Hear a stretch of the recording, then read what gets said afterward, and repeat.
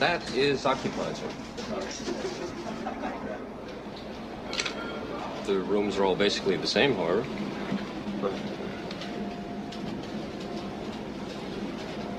Do you have a room that would be adjoining, close by? Homebody in the house. And if you listen very closely, I'll fill you in on a little secret. But don't say I didn't warn you. For tonight, I present to you a film that, much like its main character, often stays low-key in the conversation of Francis Ford Coppola classics. But to honor the life and work of legendary actor Gene Hackman, let's take a look back at one of his finest performances. After Francis Ford Coppola won the Academy Award for Best Picture for The Godfather, and before he won again for The Godfather Part 2, Coppola made a smaller, more experimental film under his own production company, American Zoetrope. Upon its release, it also gained popularity because of the Watergate scandal occurring at the same time.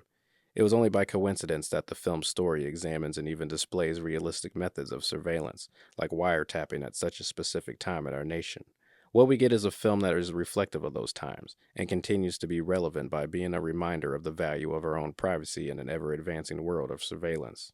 We follow Harry Call. The best bugger on the West Coast. The life he chose is an interesting one, a lifestyle that has led him to be isolated, lonely, paranoid, and have trust issues. But aside from all that, he's the best, and he's been hired by a mysterious client to record a conversation for a mysterious reason. We quickly learn Harry has a strict code for how he rationalizes invading others' privacy. He sees himself only as a fly on the wall, but when he feels that the ones he eavesdrops on are in danger, he has an internal conflict. We see that his quiet, stoic demeanor starts to chip away from guilt, paranoia, and foreboding. This is one of Gene Hackman's standout performances because it's so against his type. Hackman even felt that playing the role of someone so quiet and reclusive was a challenge. But he plays the role of Harry brilliantly. It seems so natural to ironically get such an intimate observation of a person who's growing so paranoid by exactly what he does to other people. You can see that he's turned himself into a walking contradiction, maybe even at war with himself. He trusts no one. He can no longer form a genuine relationship. He keeps his friends at a distance.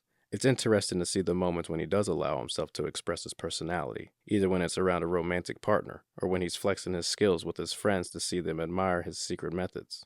Coppola also added an interesting characteristic to Harry, making him religious. Not just to give him a guilty conscience, but to display a scene of Harry at a confessional, saying that it's one of the earliest methods of eavesdropping and an invasion of privacy.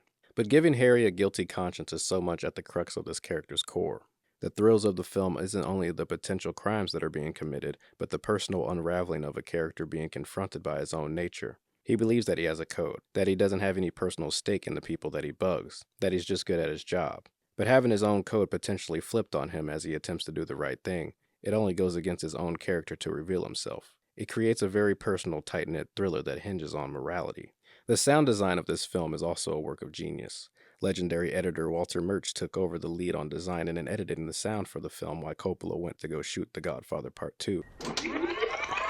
Coppola was fascinated by exploring the ideas of repetition, and in this case with the repetition of hearing a recorded conversation over and over, each time sounding a bit different than the last, or as if the narrative unfolds, the conversation might change its meaning.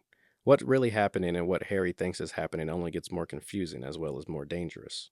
Prioritizing the use of sound within the structure of its narrative and developing the character in such a clever way makes the film more engrossing. Every detail and distortion is appreciated, and after hearing the same thing over in different ways, it creates a dizzying effect that adds to Harry's unwavering and growing obsession. This all leads to a satisfying and maddening conclusion that you can interpret in different ways.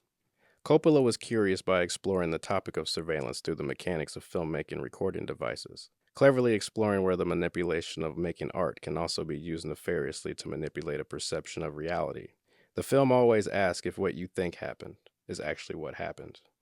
The conversation eavesdrops on the eavesdropper, delivering on an intriguing mystery, while also giving a quiet, complex character study, a classic performance from the late Gene Hackman. So peep closely the many dangerous secrets hidden in Coppola's underrated crime thriller. Have you peeped the conversation? If so, what did you think? And for more coming soon, peep the links. You know where I'll be.